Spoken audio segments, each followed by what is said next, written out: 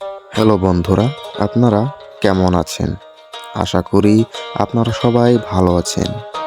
তো বন্ধুরা, আজ আমরা জেনে নেব ড্রাগন ফ্রুট চাষ করে মাসে কত টাকা ইনকাম করা হয়।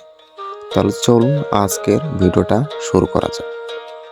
ড্রাগন ফ্রুট আমরা বাসায় চাষ করে প্রতি মাসে 1,00,000 টাকা ইনকাম করতে পারবো। তো ইনকাম কেমনভাবে করবেন? বাজারে ড্রাগন ফ্রুট বিক্রি করা হয় 1 কেজি দাম 400 টাকা।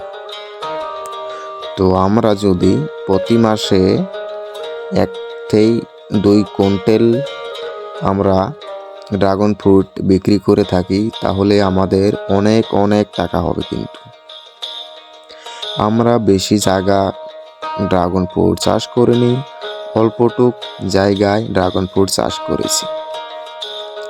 আর এই জায়গায় আমরা চাষ করে মোটামুটি 50,000 টাকা মাসে ইনকাম করছি।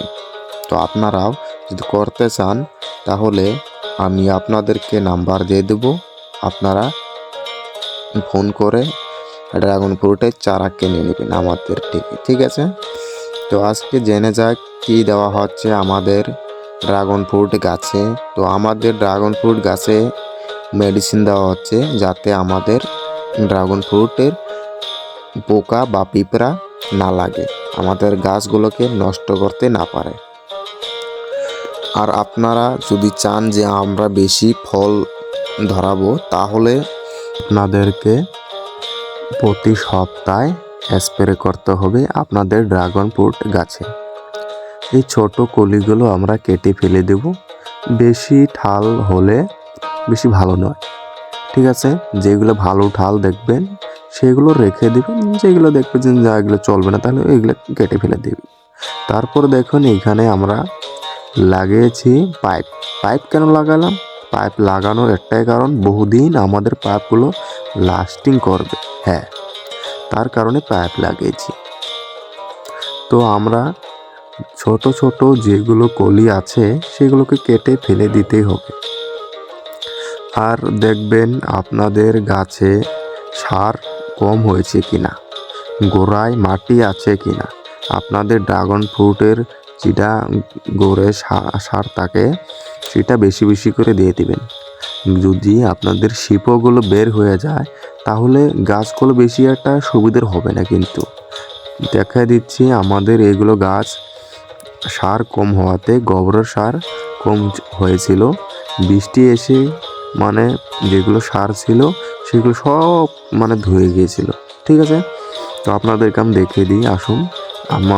আপনাদের গাছে যেন সার কম না হয়, সার কম হওয়াতে আর স্প্রে না করাতে আমাদের গাছের দেখুন হালাতটা দেখুন, অনেক কিন্তু খারাপ হয়েছে। কিন্তু দেখতে পাচ্ছেন এই যে এগুলো পোকা বা পিঁপড়া খেয়েছে, তার কারণে এরকম হয়েছে। স্প্রে যদি আপনারা প্রতি সপ্তাহে আপনাদের গাছে করে থাকেন তাহলে অনেক ভালো হবে। কিন্তু আপনাদের গাছ এরকম হওয়ার সন্দেহ থাকবে না।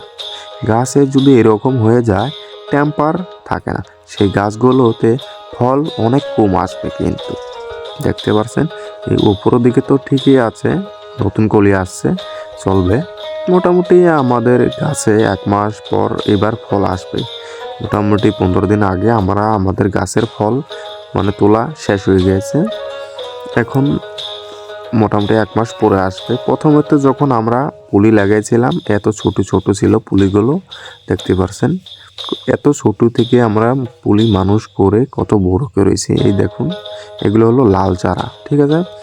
এগুলো লাল চারা, এই যে দেখতে পাচ্ছেন এই ছোটটা, এটাও হলো লাল। আর যেগুলো আমরা বড় করেছি সেগুলো হলো সাদা, এগুলো সাদা পুলি আমরা লেগেছি। আর এই ছোটগুলো লাল, ঠিক আছে? তাহলে যদি এগুলো পুলি হয়তো কেউ কিনতে চায়, যে আমরা পুলি কিনতে চাই, পুলি কিনতে পায় না, তাহলে তোমরা আমাদের এই নাম্বারটা দিলাম, এখানে আপনারা ফোন করতে পারেন, অসুবিধা নেই। আপনাদেরকে আমি পুলি বা চারা দিয়ে দেব।